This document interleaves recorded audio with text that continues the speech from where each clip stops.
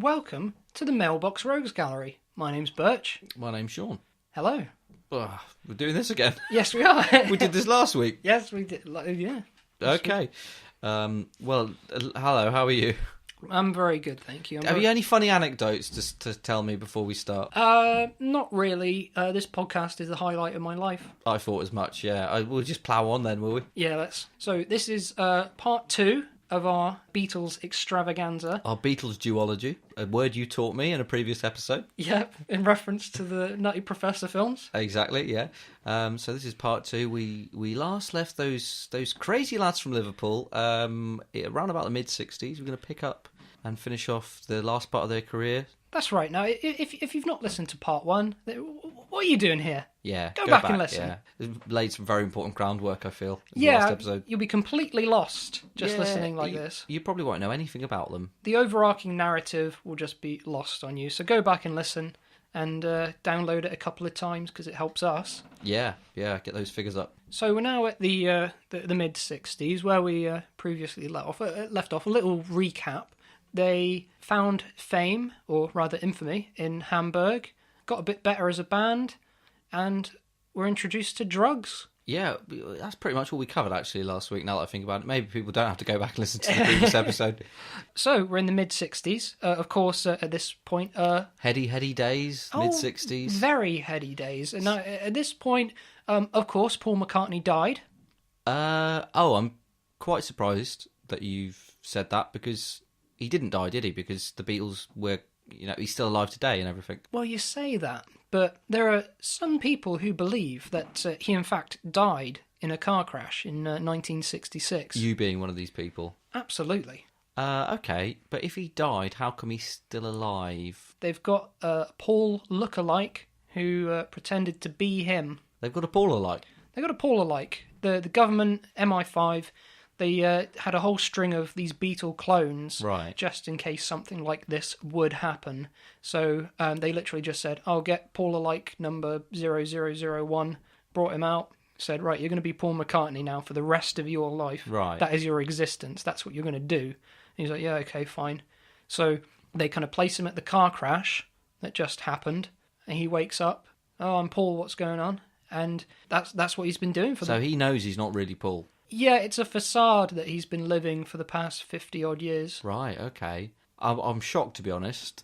But he's doing a great job of it, I will say. He's been doing a great job. Oh, well, if you think about it, we've known this Paul far much more than we've known the other Paul. I think in that case, I prefer this Paul. Yeah, like what did the other one do? Well, and you've got to say, most of Paul McCartney's best songwriting years have been post the Beatles, I would say. Exactly. Wings, yeah. Yeah.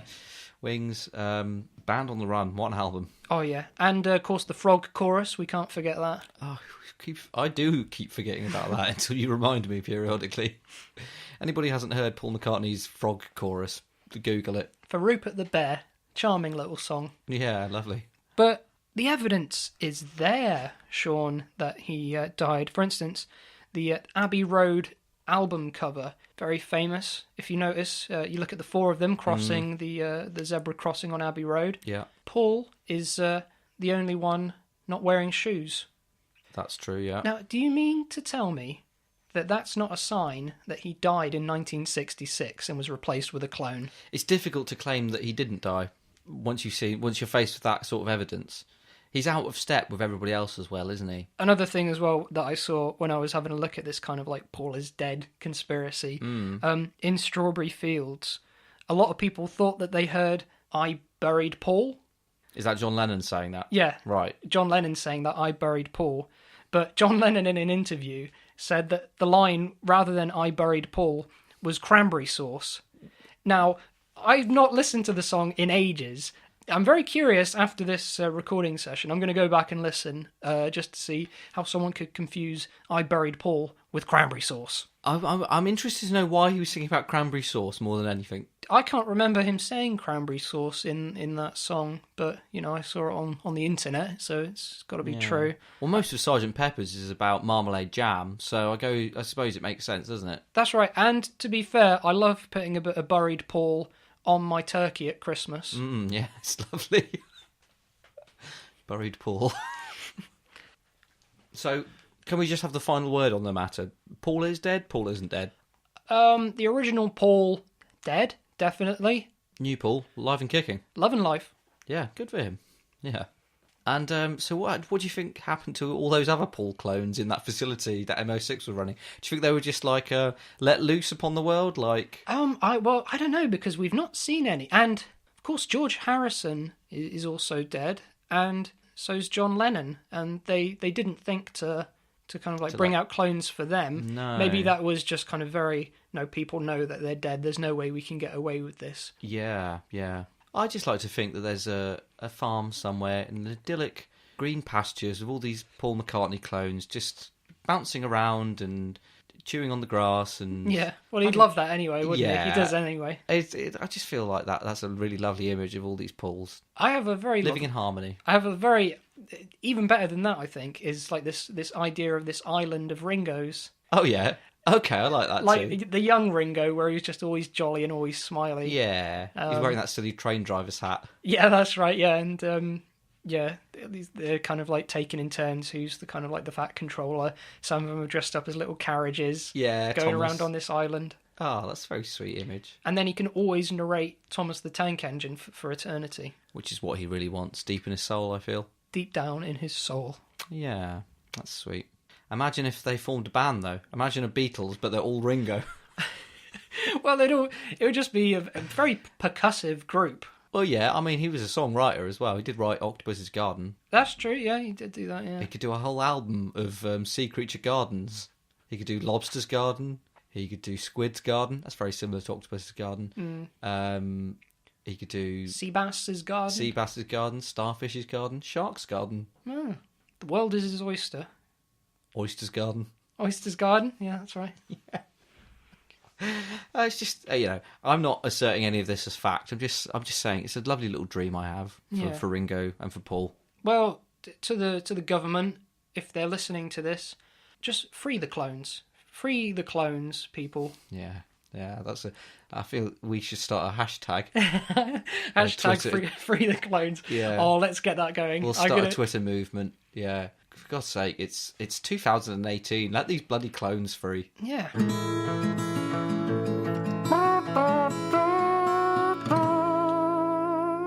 So we've established that Paul died and was replaced. But nevertheless, Paul 2, as we'll call the clone that replaced him, did a fabulous job, and the Beatles carried on a good while after that, releasing albums, making music. Yeah, the latter half of their career, definitely a lot more experimental. Not just your typical kind of verse, chorus, bridge, chorus kind of thing. Started going into other instruments, other sounds and things like that. You could say that was influenced partially by the drugs that they started taking. The illegal drugs. Don't forget to mention that. Very illegal. I don't want anybody to come away from this and start thinking that drugs are cool. No, you might have like a group of young people that consider themselves just four crazy kids. They might from think Liverpool. of themselves as four crazy kids. They might even be from Liverpool, just four likely lads, and they might think, "Oh, we want to be like the Beatles too." Bump off one of our mates in a car crash. The Beatles too. We want to be like the Beatles too. Yeah, they might say. They say? And then they're just kind of like hanging out in mine shafts, killing one of their mates in a car crash, and then just smoking all this illegal drugs. Yeah. And I just want to say categorically, that's not cool. I mean, it might be a gateway to fame and fortune, but is it worth it? Yeah, is it worth it, really? Is all that power, love, and influence? Adoration. Yeah. Infamy. And the fun times that you would have on those drugs. Oh, Is it really worth doing? Now, hang on. Oh, now that you've put it like that. Yeah.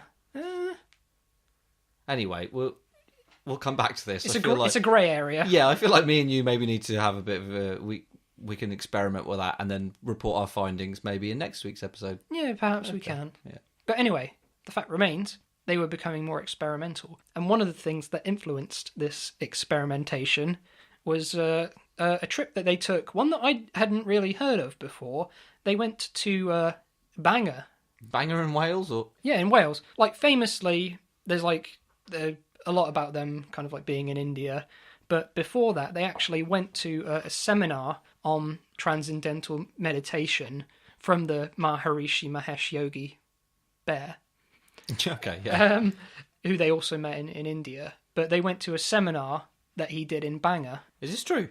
This is 100% true. Oh, wow. I'd never heard of this Right. before. Just like, So what was the Maharishi doing in Wales? just like taking in the scenery. Right, okay, yeah. Getting a stick of rock. Oh, yeah, lovely scenery. Oh, yeah, beautiful, Views. yeah. Views to die for. Yeah, as I recall, he took home a nice box of shortbread on it after his visit.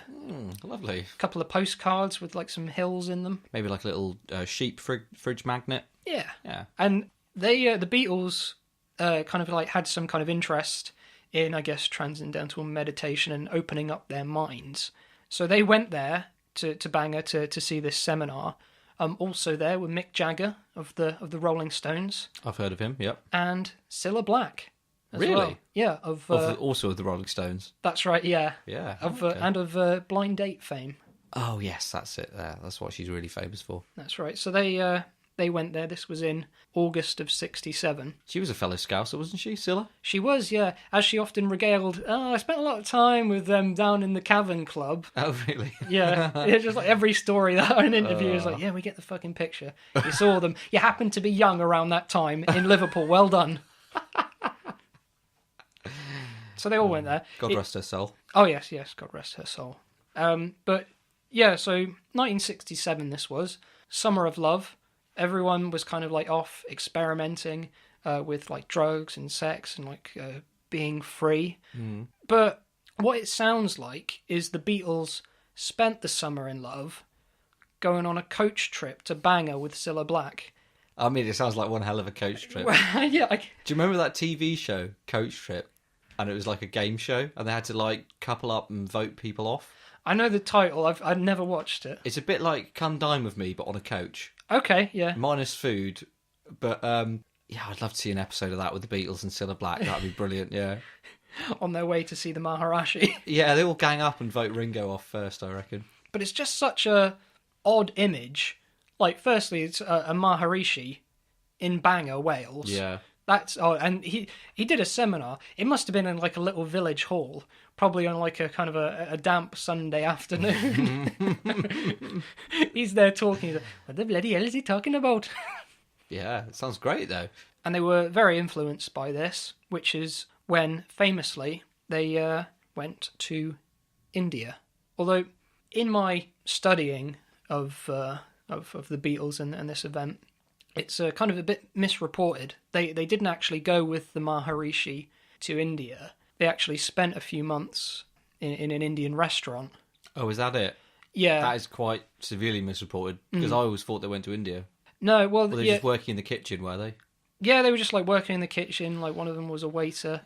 Paul's the waiter.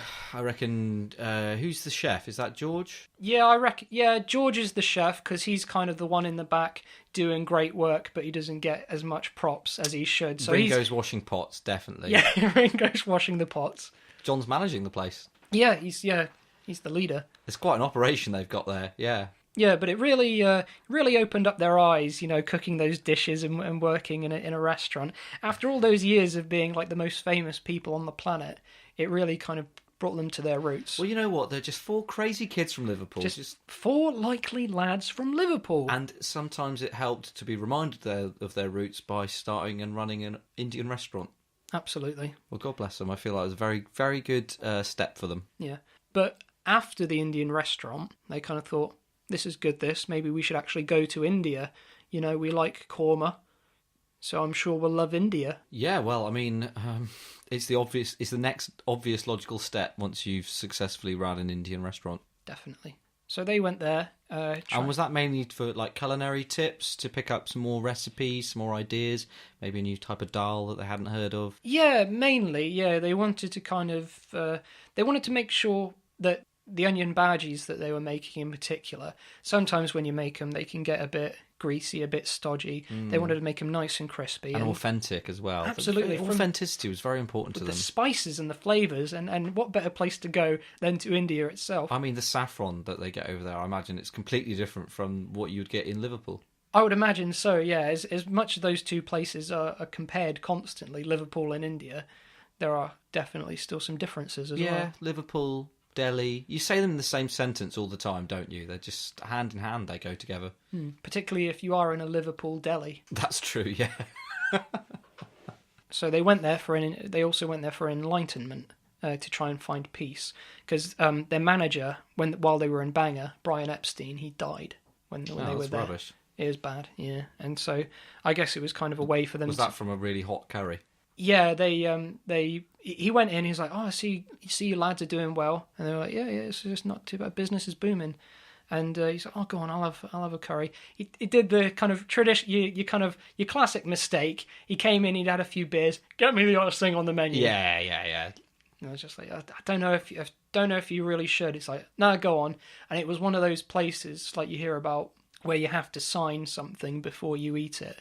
There are some like Indian restaurants. I've never heard of that. Really? Yeah. There are some like Indian restaurants where the curry is so hot, some customers have to like sign a certain thing. Like a waiver. Basically, Yeah, just wow. to say anything that happens to you is your fault. We told you that this is a hot fucking curry. So if you explode in front of us, that is your problem. And so he signed that. He didn't care. He'd had a few Stellas and tackled this curry. And yeah, he just shat himself away. Wow. What a way to go. Yeah. Oh, he died doing what he loved, though. Yeah. Eating curry and having a dump. So I suppose they were probably quite sad about his passing, but not so sad. I feel like they knew that he died doing what he loved. Yeah, definitely. And then they went to India, I guess, as a kind of tribute to him, also to learn more about food and to become more enlightened. It's quite funny. There was a no drugs and no alcohol policy from the Maharishi when they went there. Is that right? Yeah, which they didn't pay a blind bit of notice to. No. Took Scoundrels. Taking LSD, smoking marijuana. One thing I do find funny, when I was looking at it, they basically all four of them went there, and it was saying how long some of them stayed there for.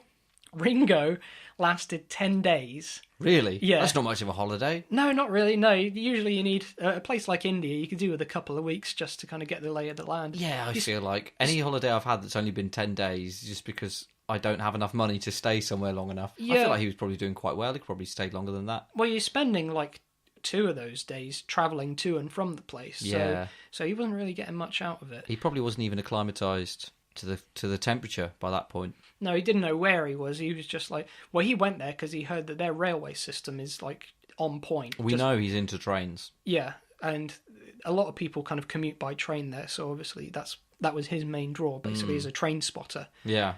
But no, he had enough. Once he'd seen the trains, he was like, oh, they're packed. Can't even get on this. You can't even see any train. Yeah. Just people outside and inside of the train, so he left. I love this. He was quoted as this was his description of his 10 days he spent in India with the Maharishi. Not something many people get to experience. No, never. So he went there and he likened it to a kind of spiritual Butlins. How would he say it then? It was just a kind of spiritual Butlins. I like that. Yeah. I feel like he's selling the nation a little bit down the river there. I think he's selling it short. Well, I don't know if he was calling India itself a spiritual Butlins, but maybe the place in India that he went to. Well, did he go to a Butlins, though? Because Butlins, I'm just assuming they have them in India. Did he actually go to a Butlins? Well, yeah, that's where the Maharishi is based. So I guess you could say that he did go to a spiritual Is the Butlins. Maharishi a redcoat? He is, He's yeah. a Butlins redcoat. That's really interesting. I didn't know that about him. Maharishi Yogi Bear is a Butlins redcoat. I mean, I've always found a lot of spiritual solace anytime I've been to a Butlins, and I always see them as spiritual leaders. So yeah, it makes perfect sense to me. But they wrote a load of songs while they were over there. Most of the White Album, which we can talk about as well in a minute, because that was quite an interesting recording session. But Some of their jangliest music. the jangliest, the Indianist of their songs. Well, all written in India. Makes sense, really. Yeah, it does. It does make sense. And John and George, they ended up leaving because they found out that the Maharishi was a bit of a rogue himself, you could say. Oh, yeah? Despite like having a vow of celibacy, they'd He had sex with both John and George, did he? that's right, yeah. Wow. Okay, no wonder they left. They were a bit embarrassed about the whole thing. They didn't know what was going on at the time, and they just kind of said, right, we're out of here. Yeah, fair enough. Yeah, but he'd tried it on with like Mia Farrow. Oh, really? Yeah, she was there as well, like on this same trip. What a journey. What a trip. Yeah, no Scylla though. She didn't fancy going. She couldn't make it. Oh, right. She was putting in the prep work for Blind Date, I feel. Yeah, I feel like most of her career leading up to Blind Date was prep work for Blind Date. Decades in the making, Yeah, that show. yeah. Trying to find the right voice for that voiceover guy. That's right, trying to find the right couples. Yeah, oh yeah. Who hadn't been born at that point, but still, she was searching. And so at this point, Ringo, John, and George have left. So does that mean it's only Paul? Oh no, Paul had left before John and George. I think didn't Paul leave just because he couldn't get his cans of Stella that he usually liked? Yeah, well, that's why he named his daughter Stella McCartney, because he famously loves a can of Stella. Yeah. And yeah, he realised that they didn't have it over there. They were just like, don't be daft, mate. You have tiger beer with a curry. Yeah, of course. It's less carbonated. Yeah. You can drink more of it with a curry. Exactly, but he was just like, no, I don't want my tiger beer. I want my bloody Stella. That's why he kept going, Stella! Yeah, that's right. Yeah. That's right. That's what he would scream constantly. But no, he searched high and low, but he could not find a single can of the stuff. So he's just like, oh, this is I've had enough. I'm going back to England, George. Maharishi. Maharishi. You dirty sort. Mom. Going back to Scylla. So these four crazy Beatles, they've had a lovely little holiday to India. What do they get up to next? Well, like I said, they'd kind of written a few songs. They'd taken a few drugs. So they were ready to go and record an album, which would go on to be known as the White Album. And if I remember, that's because they had this really lovely picture of the four of them for the album cover. They'd all posed. It'd taken a long time to get their hair all right. And then the courier who was taking the picture to the record company accidentally dropped it in a tin of white paint on the way there. That's right. And he just went, I'm in so much trouble. You know what? I'll just deliver it as it is. Chucked it down on the desk. Splap. Bit of white paint goes everywhere. But the people are like, you know what? This is brilliant. This is iconic. Yeah. And it was originally called The Best of the Beatles, featuring Cilla Black. Yeah. The record company was just like, well, we just call it the White Album. Yeah. Iconic. Get rid of Scylla, which is a sad thing, I guess. But you know. Well, as we've discussed, she really needed to concentrate more on Blind Date at that point. That's fair enough. No, that is fair enough. So they went back to record that album, and this is really where you can kind of see the tension within the band during this recording session. I mean, you have to remember, Sean, they were just four likely lads from crazy Liverpool. Kids from Liverpool. Yeah. But they were just becoming four lads who didn't like each other from Liverpool. And like most lads from Liverpool. That's right, yeah, they were becoming more like the people of their homestead. But it didn't help the band, sadly. And when you talk about the tension, what a lot of people don't realise is that the four of them were rarely in the same room with each other. They were at each other's throats. And actually, they had separate recording studios in separate continents. So Ringo was in South America, George was in Africa. Yeah. You'd think he would have been the one that went to India, but that's confusing. I don't know why he didn't do that. Paul was in Mongolia, and John was in Alaska. And that's... You can tell. Sometimes you can hear it on the album. You can really hear the distance between them. Yeah, well, like particularly the Mongolian throat warbling. Yeah, I would say it transformed the sound of the band. Yeah, definitely. Well, a lot of people said that the White Album is very much 4 solo albums just stuck into one album. Yeah. And I'm sure the different continents helped with that. But when they did all record in the same studio, even then they were still recording separately. They were doing their own music and then overdubbing it.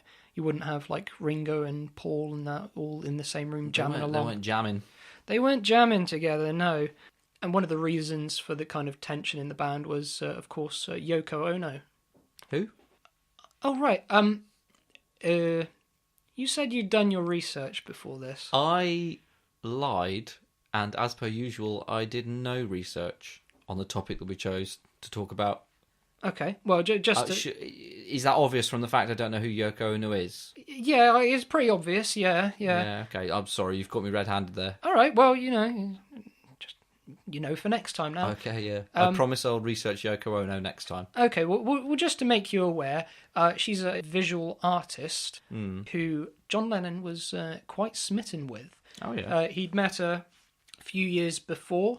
In Bangor in Wales. Yeah, well, she's from Wales. You can tell by her name. It's a very Welsh name. It is a very Welsh name. Yeah, I was going to say that. Yoko Ono. Yeah, Yoko Ono. Yeah, she was like a sheep farmer from Wales, and they kind of like hit it off straight away. And this was like while he was with his wife as well. He was kind of like seeing her eventually the marriage with his wife. With Cilla. Cilla Lennon. Yeah, that's right. Yeah. Later known as Cilla Black. Yeah, it just wasn't working out. Like when she heard that the pair of them were having an affair, she just went surprise, surprise, like that, and like she was distraught. I bet, yeah. And yeah, that just like ended badly. But he went running back to Yoko Ono. They ended up being together, and she'd be in the recording studio every day, and it just drove the rest of them bonkers. She'd bring all her sheep in with her as well, wouldn't she? She'd go, I'm just stopping through because it's a bit wet outside. So bring all these soggy, smelly sheep shitting all over the recording studio. Yeah, no, that's right. I mean, you can respect her decision, her being a farmer, but at the end of the day, she's got to do what's best for the flock. Exactly, she's got to do what's best for the flock. But she just doesn't realise that bringing sheep into a recording studio with the biggest band of the time, it just was detrimental to the music and the overall vibe. Yeah, well, sheep, good for a woolly jumper, bad for making a record. That's what I always say. Yeah, that's right, yeah. Maybe if they're going for something quite pastoral, but that wasn't what they were going for. They'd just come back from India. Yeah. I also like, during that period, because there was just so much tension in the band and recording, like there was a few instances where like the engineers would be talking about Paul's vocals, and he'd kind of say to him, well, why don't you come in here and sing it then? Just like really childish. And then like the engineers would be like, sorry, I can't hear you. There's too much sheep barring in the studio. What did you say there? Well, I said bah, bah, bah. Just like communication breakdown. Yeah, that is no way to make an album. And Ringo, because everything was like kind of going to shit there, he went on holiday to Sardinia during the recording session. Is that right? That is true, yeah. That's a badly planned holiday. Yeah, that was a very quick just flight. Just like, I've had enough. I'm going to Sardinia. Of all places. Should have gone to bloody Bangor to return the sheep. He should have. He should have taken them with him, yeah. That would have helped, I'm sure, with the tension. Yeah. But no, he went to... I read he went to Bangor to Sardinia, for like a few months. What can you do there for a few months? Well, I don't know. I'm sure it's nice climate. Yeah, I guess. Trying out all the local curries, looking at all the trains. They might have trains in Sardinia. So you could definitely say this marked the beginning of the end of the Beatles. Well, obviously a very significant milestone for the band. So as we all know, unfortunately, the biggest band in the world, the Fab Four, just four likely lads, four crazy kids from Liverpool. Just four lads from Liverpool. But unfortunately, they did break up. Yeah. So I think, as I recall it, the last straw was when one of Yoko's sheep ate Paul McCartney's curry, sat on his desk. Yeah, he'd perfected the recipe while he was over there. He just kind of like a little scientist in the kitchen, just with all these spices and herbs and everything. And he's like, I've made the perfect dish. Yeah, and to be fair, he did leave it out in the recording studio with all these sheep going around. I mean, if the sheep didn't have it, one of the recording engineers probably would have. But he just said, that's it, I'm done.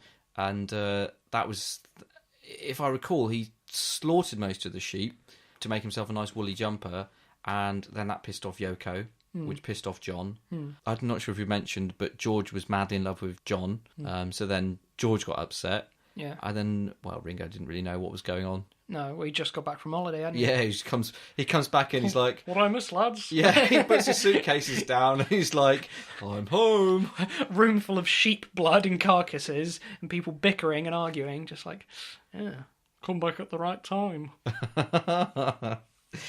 So, it was always going to be a dramatic ending. Yeah, well, I mean, they did a couple more albums after the White Album, but the damage had been done. Yeah, like we say, beginning of the end. But they had one last hurrah on a rooftop. Wasn't that the name of their final album? One Last Hurrah on a Rooftop. Yeah, that's right. Yeah, it was a beautiful album. The title track in particular was dynamite. Just kind of detailing them having one last hurrah on a rooftop. Yeah, and it wasn't. It was aptly titled, but also not, because they were all into base jumping. So actually, the last hurrah was when they all parachuted off the building, landed on the ground, high-fived, and then went, right, that's it, guys, going our separate ways. Yeah, that was really amazing. It was also like the last track on the album.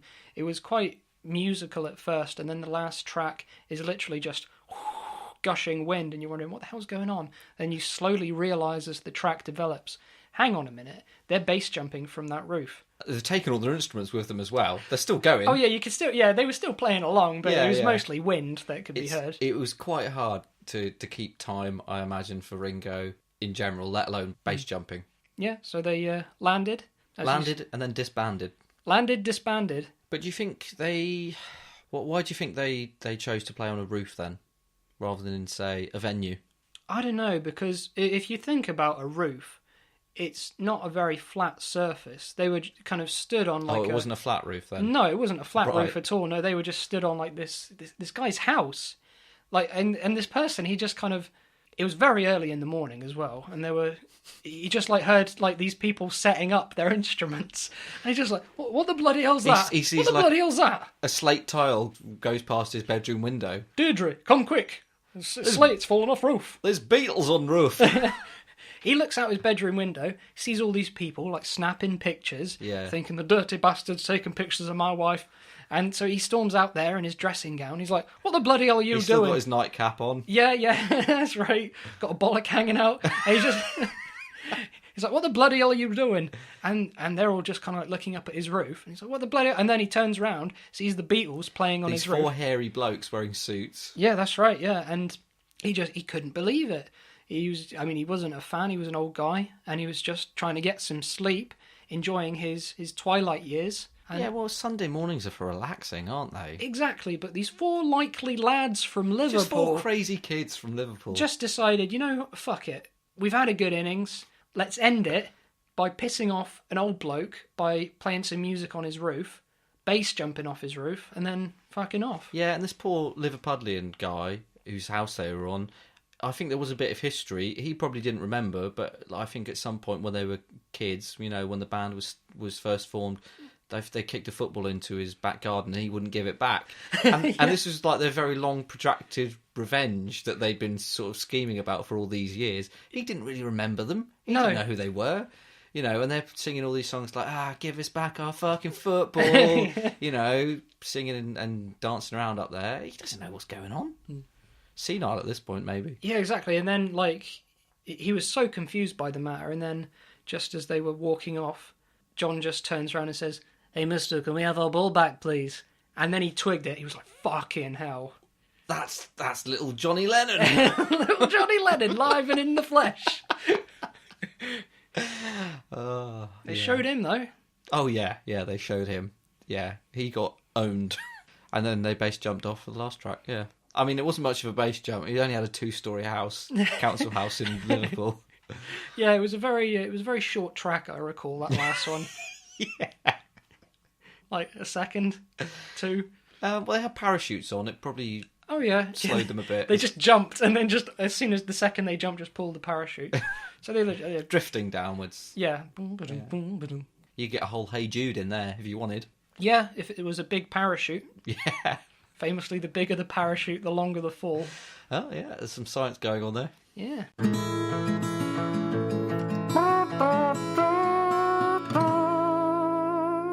So there we have it. I mean, that was the end of the Beatles. But what a legacy. Yeah. I mean, considering they were just four crazy kids from Liverpool when they started Just four likely lads from Liverpool. And then for them to have made such a career for themselves, and it wasn't the end. They all released music. None of it was as good as the Beatles. But no, they tried, bless them. Bless them, they did try, yeah. And some of it was pretty good. Yeah, some of it. Yeah. Maybe we'll talk more about them in future episodes. Well, yeah, I mean, their own lives after the Beatles can certainly be discussed, I'm sure, in future episodes. We won't bother with George, though, or Paul. No. Maybe Ringo, but definitely John. Maybe. Maybe none of them. Maybe none of them. All right. Well, yeah.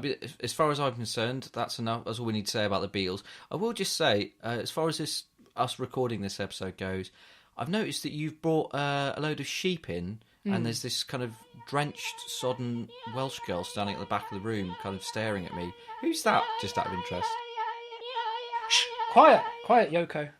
That's not the same. That's got to be a different Yoko. It's the same one.